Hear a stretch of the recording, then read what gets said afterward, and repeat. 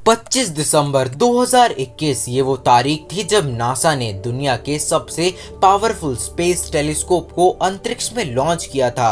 और जैसा कि आप समझ ही गए होंगे कि मैं बात कर रहा हूँ जेम्स वेब स्पेस टेलीस्कोप की, जिसे शॉर्ट में JWST भी कहा जाता है। गाइस, इसकी लॉन्च के बाद से ही एस्ट्रोनॉमर्स को इसके द्वारा ली गई इमेजेस का बेसब्री से इंतजार था और अब करीब 6 महीनों के कड़े इंतजार के बाद इस टेलीस्कोप ने हमें ब्रह्मांड की वो रहस्य दिखाने शुरू कर दिए हैं जिसकी हम आज से पहले सिर्फ कल्पना ही कर सकते थे। मैं बात कर रहा हूँ जेम्स वेब द्वारा कैप्चर की गई उन फोटोज की जिसने हमारा इस ब्रह्मांड को देखने का नजरिया ही बदल डाला है। और आज की इस वीडियो में हम इन्हीं फोटोज के बारे में जानेंगे कि आखिर ये फोटोज क्या शो कर रही हैं, इनका मतलब क्या है।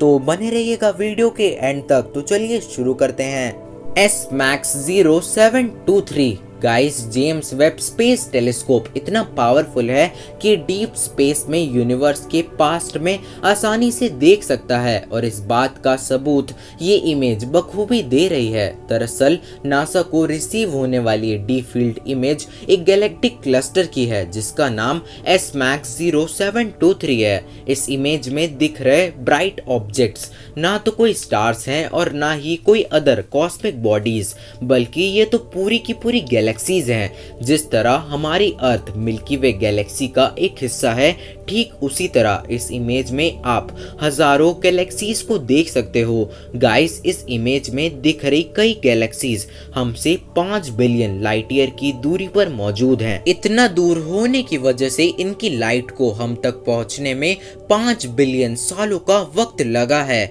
इसका मतलब ये हुआ कि इस इमेज में दिख रही गैलेक्सीज की लाइट उतनी ही पुरानी है जितना पुराना हमारा सोलर सिस्टम है।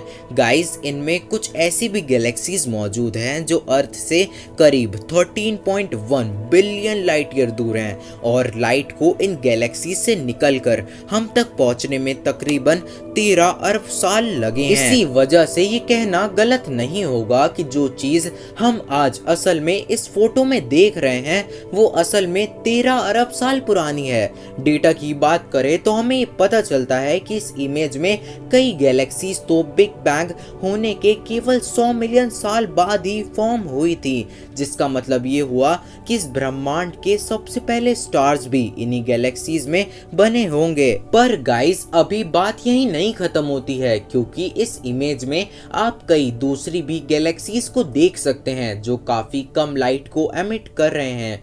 फ्रेंड्स, गैलेक्सीज की ये फेंट लाइट हमें ये शो कर रही है कि गैलेक्सीज काफी ज्यादा मैच्योर हो चुकी हैं और इनमें बहुत सारे स्टार्स, प्लैनेट्स मौजूद हैं। जो गैलेक्सीज रेड शेड दे रही हैं, इसका मतलब ये है कि इनमें भी बहुत सारा डस्ट मौजूद है और इनमें नए स्टार्स अभी भी फॉर्म हो रहे हैं।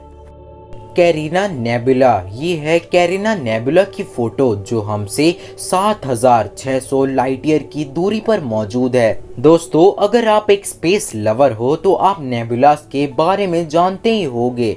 नेबुलास स्पेस के लार्ज एरिया में मौजूद डस्ट और गैस के क्लाउड्स की तरह होते हैं जिनमें नए नए स्टार्स का फॉर्मेशन होता रहता है। इसलिए नेबुलास को स्टार नर्सरीज भी कहा जाता है। दोस्तों, इस इमेज में आप 7600 साल पहले के स्टार्स पैदा होते हुए देख सकते हैं। इसमें जो आप बड़े बड़े पहाड़ जैसे चट्टाने देख रहे हो वो असल में डस्ट और गैस का एक बहुत बड़ा मिक्सचर है जो कि करीब 7 लाइट ईयर के एरिया में फैला हुआ है। जिन हिस्सों में ज्यादा डेंस गैसेस मौजूद है वहां पर न्यू स्टार्स का जन्म हो रहा है।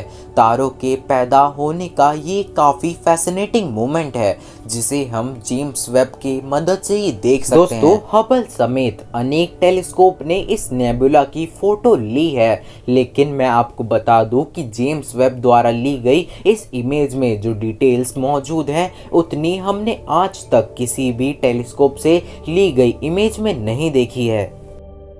सदर्न रिंग नेबुला, दोस्तों अगली फोटो है सदर्न रिंग नेबुला की जो कि हमारी धरती से 2500 लाइट ईयर की दूरी पर स्थित है। इस इमेज में हम एक मरते हुए स्टार को देख सकते हैं। जी हाँ, एक डाइंग स्टार को। जिनको नहीं पता, मैं उनको बता दूं कि स्टार्स की भी लिविंग ऑर्गेनिज्म की तरह लाइफ साइकिल होती है। जैसे हमारा जन्म और मृत्यु दोनों होती है, ठीक वैसे ही स्टार्स भी बॉर्न और डाई होते रहते हैं। जेम्स वेब में लगे दो अलग अलग इंस्ट्रूमेंट्स नीरकैम्प और मिरी से कैप्चर की गई इस इमेज में हम गैस और एनर्जी का एक बहुत बड़ा बबल देख सकते हैं। इसे हम प्लैनेटरी नेबुला कहते हैं। इनका फॉर्मेशन स्टार की डेथ की वजह से होता है। गाइस, एस्ट्रोनॉमर्स इस नेबुला के मटेरियल और केमिकल कंपोजिशन को स्टडी करके स्टार्स की लाइफ साइकिल को और भी ज्यादा डीपली जान सकते हैं। वेब द्वारा रिलीज की गई इस इमेज में हम इसके हर्ट तक आसानी से देख सकते हैं। गाइस, जब हम इसके हर्ट तक पहुंचते हैं तो हमें पता चलता है कि यहाँ एक नहीं बल्कि दो स्टार्स की डेथ हुई थी। दरअसल ये एक बाइनरी स्टार सिस्टम है जिसमें ये दोनों ही तारे एक दूसरे का चक्कर लगा रहे हैं। इसमें जो स्टार आपको लाल रंग का नजर आ रहा है वो एक डाइंग स्टार है, जबकि दूसरा वाला थियोरेटिकली पास्ट में एग्जिस्ट करता था, जिसे हमने आज से पहले कभी भी नहीं देखा था। पहले हबल द्वारा की गई ऑब्जर्वेशन से हमें यही पता चलता था कि इस नेबुला में सिर्फ एक ही स्टार मौजूद है, लेकिन वेब ने इसे गलत साबित कर दिया है। दोस्तों, जैसा कि मैंने आपको पहले ही बताया था कि हबल इस नेबुला को पहले ही ऑब्जर्व कर चुका है, तो चलिए हम इन दोनों के द्वारा ली गई इमेजेस का कंपैरिजन कर लेते हैं। ये है इसकी हबल द्वारा कैप्चर की गई इमेज और ये रही इसकी जेम्स वेब द्वारा कैप्चर की गई इमेज। जैसा कि आप देख सकते हैं कि वेब से ली गई ये इमेज कितनी ज़्यादा डिटेल्ड है as compare to Hubble. Stephan's Quintet. दोस्तों, ये इमेज एक बेहद ही फेमस गैलेक्सी ग्रुप की है जिसे स्टीफेंस क्विंटेट के नाम से जाना जाता है। कहने को तो इस ग्रुप में 5 गैलेक्सीज आते हैं, क्योंकि ये इमेज भी हमें यही शो कर रही है, पर गाइस इन रियलिटी ये सिर्फ 4 गैलेक्सी से मिलकर बना हुआ है, क्योंकि इस इमेज में जो गैलेक्सी सबसे लेफ्ट में मौजूद है वो केवल हमसे 40 मिलियन लाइट ईयर दूर ही है।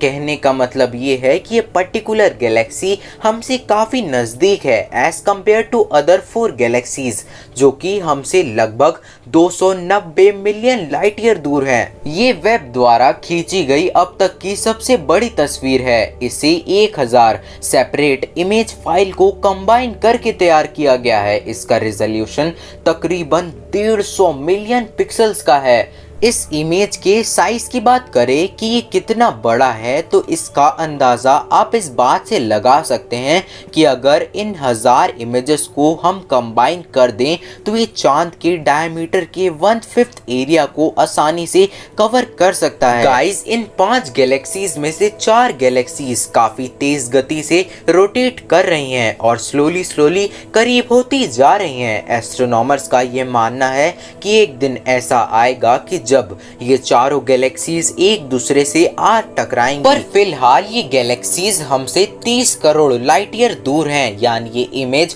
30 करोड़ साल पुरानी है। और फ्रेंड्स, ये भी हो सकता है कि आज की तारीख में ये गैलेक्सीज आपस में पहले ही टकरा चुकी हो, लेकिन अभी तक उसकी लाइट हम तक नहीं पहुंची है, जिसे हम तक पहुंचने में 30 करोड़ साल लगने वाले हैं। Wasp 96b। दोस्तों, अगली इमेज है वॉस्प 96b नाम की एक वार्म और हॉटी एक्सोप्लैनेट की, जो हमसे 1150 लाइट ईयर की दूरी पर मौजूद है। वेब ने इसे उस समय ऑब्जर्व किया था जब ये अपने होस्ट स्टार के सामने से गुजर रहा था। 6.5 घंटे के इसके ट्रांजिट में जेम्स वेब ने इस प्लैनेट का इनक्रेडिबली डिटेल्ड फिंगरप्रिंट भी रेडी किया है, जिससे हमें इस एक्सोप्लैनेट के एटमॉस्फेयर में मौजूद अलग अलग केमिकल्स के बारे में पता चला।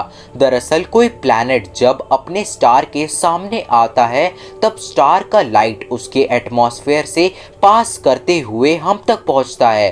तारे का ये लाइट जब प्लैनेट के एटमॉस्फेयर से पास कर रहा होता है तब उस समय ये वहां मौजूद केमिकल से इंटरैक्ट करके उनके सिग्नेचर्स कैरी करते हुए हम तक पहुंचता है। इसलिए इस लाइट का एनालिसिस करके हम उस प्लैनेट के केमिकल कंपोजिशन कंपोजिशन का पता लगा सकते हैं। दोस्तों, जेम्स वेब ने अभी काम करना शुरू ही किया है और इसने इस प्लैनेट के इनक्रेडिबल केमिकल कंपोजिशन को तैयार भी कर लिया है, जो कि ये दर्शाता है कि उस एक्सोप्लैनेट के एटमॉस्फेयर से आने वाली लाइट को कौन कौन से केमिकल्स एब्जॉर्ब कर रहे हैं। और जैसा कि आप देख ही पा रहे हैं कि इसमें हमें वाटर की मौजूदगी देखने को मिल रही है। इसका मतलब ये हुआ कि इस एक्सोप्लैनेट के एटमॉस्फेयर में पानी मौजूद है, पर शायद लिक्विड नहीं, वाटर वेपर के फॉर्म में। साथ ही साथ हमें इसके डेटा से ये भी पता चल रहा है कि इसके एटमॉस्फेयर में क्लाउड और हेज भी प्रेजेंट है। दोस्तों, जैसे कि मैंने आपको बताया है कि वेब ने इसके एटमॉस्फेयर में पानी को ट्रेस किया है,